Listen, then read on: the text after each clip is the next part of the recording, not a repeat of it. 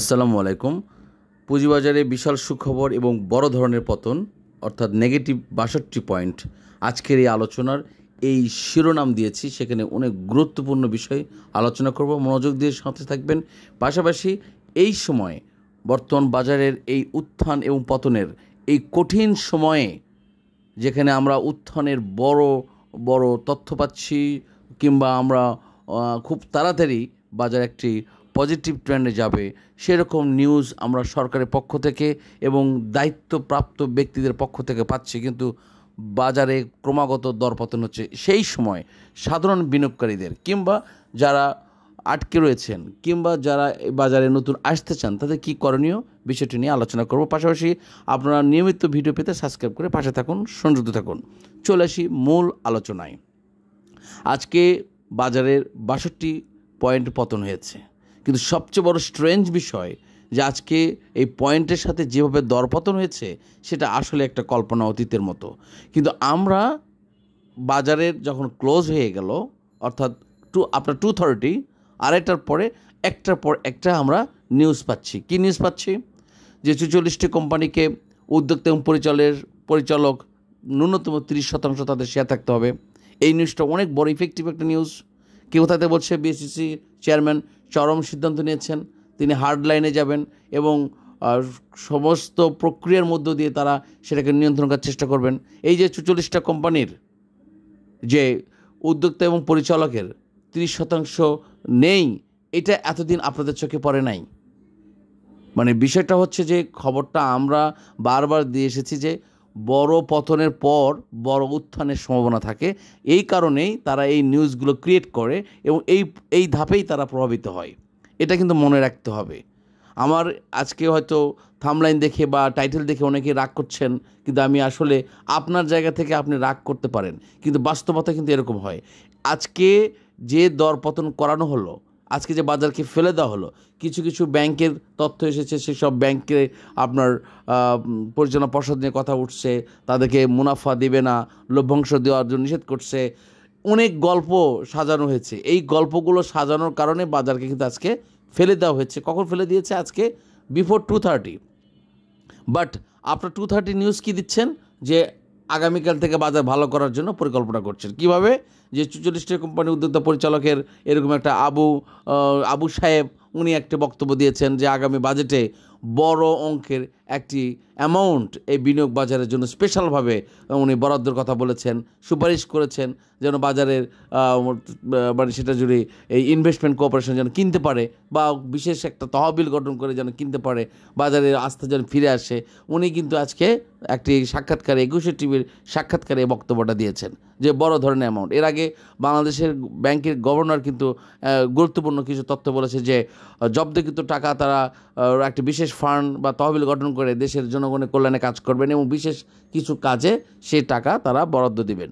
So আমরা আগামী ২রা জুন আসছে আমাদের বাজেট, এবং রাষ্ট্রপক্ষ থেকে শুরু করে সরকারের উচ্চ পর্যায়ে নীতি নির্ধারক থেকে শুরু করে বাংলাদেশ ব্যাংকের গভর্নর, মাননীয় প্রধান উপদেষ্টা, তার প্রেস সচিব, পাশাপাশি বিএসইসি চেয়ারম্যান আবু হেনা সকলেই একটি কথা বলছেন যে বাজারকে ঘুরে দাঁড়াতে হবে। সবচেয়ে খুব চমকপ্রদ বক্তব্য দিয়েছেন আমির খসরু সাহেব।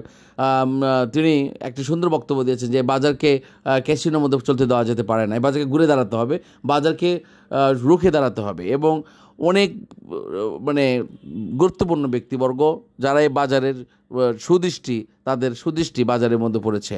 সবচেয়ে বড় ব্যাপার হলো এখানে প্রায় ৩৩ লক্ষ বিনিয়োগ পরিবার যারা একদম অসহায় একটা কঠিন সময় অতিক্রম করছে।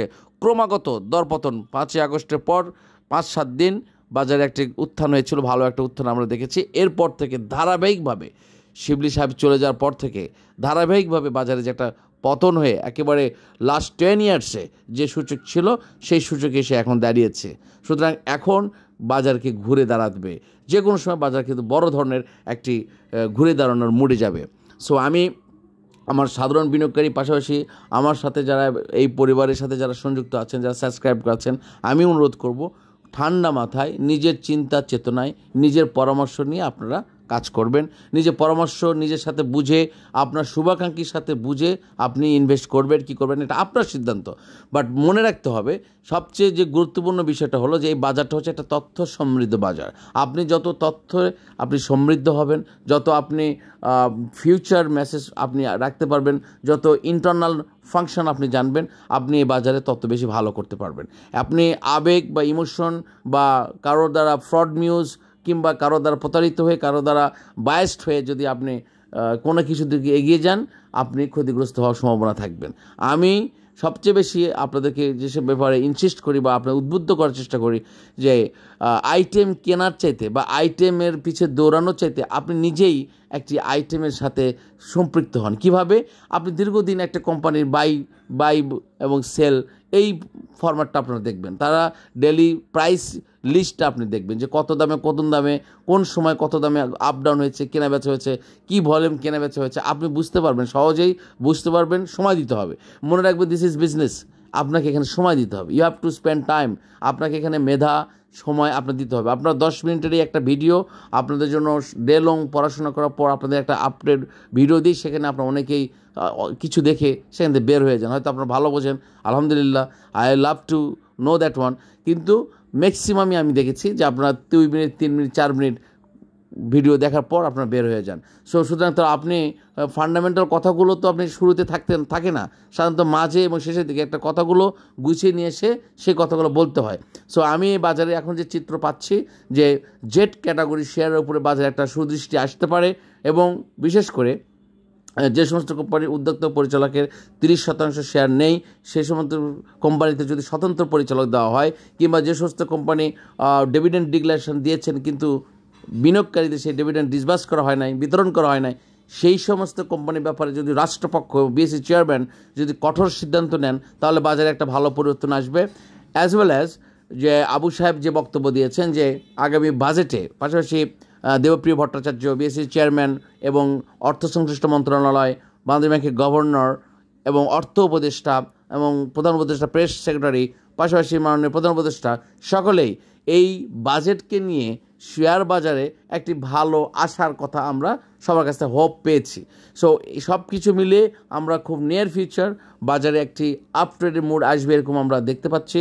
আর নামতে তো আমরা এখন তলানিতে চলে এসেছি, আর কত নামাবে? আমরা যারা এই বাজারে সাধারণ বিনিয়োগকারী তারা কিন্তু কখনোই এই বাজার ছেড়ে যায় না, বাজারে থাকবে, কিন্তু অনেকেই ক্ষতিগ্রস্ত হচ্ছে, কারণ তার কষ্ট অর্জিত টাকাগুলো নেগেটিভ হয়ে যাচ্ছে। কিন্তু আমি এবং আমার এই পরিবারের সাথে যারা সংযুক্ত, আমি বারবার যে কথা বলেছি যে কিভাবে আমরা আমাদের বিনিয়োগকে নিরাপদে রাখবো। আমরা লস দিয়ে একটি শেয়ার বিক্রি করব না, আমরা খুব স্লোলি যদি পারি কিনবো, না পারি আমরা একটা সুদিনের অপেক্ষায় থাকবো। আর সেই টাকায় বাজারে ইনভেস্ট করবেন, যে টাকা আপনার সেভ মানি, যেটা আপনার ফ্রিজ মানি, যেটা আপনার অবশিষ্ট টাকা। কারণ বাংলাদেশের বিনিয়োগ বাজারের মতো এই উত্থান পতনের বাজার অন্য কোনো মার্কেটে হয় না। সুতরাং সেই টাকা নিয়ে সেখানে বিপদে পড়বেন না, কারো কাছ থেকে সেলফ কমিটমেন্ট করবেন না, বা কারো কাছে ধার নিয়ে এসে কিংবা ইন্টারেস্ট বেজে টাকা নিয়ে আপনারা যারা স্পেশালিস্ট নয় কিংবা যারা আপনার নতুন কিংবা ভালো দক্ষতা নেই, আপনারা কখনোই সুদভিত্তিক টাকা নিয়ে ব্যাংক থেকে লোন নিয়ে কারো কাছ থেকে ধার করে কিংবা গোল্ড ডিপোজিট রেখে বা ল্যান্ড ডিপোজিট রেখে যে কোনো পন্থায় অন্যের টাকা নিয়ে এসে আপনি এই বাজারে ইনভেস্ট করবেন না। আপনি ইনভেস্ট করবেন সেই টাকা, যে টাকা আপনার ব্যাংকে বা আপনি অবশিষ্ট টাকা আপনি কোথাও গচ্ছিত রেখেছেন, সেই টাকা আপনি এখানে ইনভেস্ট করবেন। সুতরাং দর পতন হলে আপনার অতটা জ্বালা যন্ত্রণা থাকবে না, আপনার অ্যামাউন্ট নেগেটিভ শো করবে, বাট আপনার ক্যাপিটাল লস হবে না। আরেকটি বিষয় যেটা আমরা তথ্য পাচ্ছি যে যদি আগামী বাজেটে কালো টাকাকে সাদা করার একটা প্রক্রিয়া যদি এই বাজেটে থাকে, তাহলে অনেক ব্ল্যাক মানি এই মার্কেটে হবে, অনেক ব্ল্যাক মানি যেগুলো এখন ব্যাংকে রাখছে না বা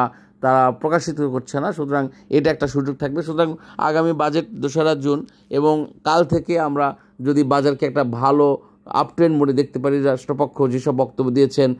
তবে একটা কথা হচ্ছে, বিনিয়োগকারীরা আমরা সবাই কম বেশি আস্থার সংকটের একটা জায়গায় চলে এসেছে। কিন্তু ক্রমাগতভাবে একটা নিউজ আসছে, কিন্তু সেটাকে ডিফল্ট করার জন্য এই মামুচক্ররা সেই নিউজগুলোকে বা সেই কার্য পদ্ধতিগুলোকে তারা নেগেটিভভাবে প্রকাশ করার জন্য, ফলস প্রকাশ করার জন্য তারা সেলস প্রেশার দিয়ে বাজারে পতন করাচ্ছে। সুতরাং আমরা সচেতন হব, আমরা ঐক্যবদ্ধ থাকবো এবং আমরা একটি সিদ্ধান্ত উপনীত হব, নো প্রফিট নো সেল। এটা আপনার সিদ্ধান্ত, যদি এটা ভালো হয়, আপনার যদি ভালো লাগে আপনি সিদ্ধান্তে আসতে পারেন, আপনি যদি আপনার ভালো না লাগে সেটা আপনার সিদ্ধান্ত। সো আজকের জন্য এখানেই, সকলের জন্য শুভকামনা। আসসালামু আলাইকুম।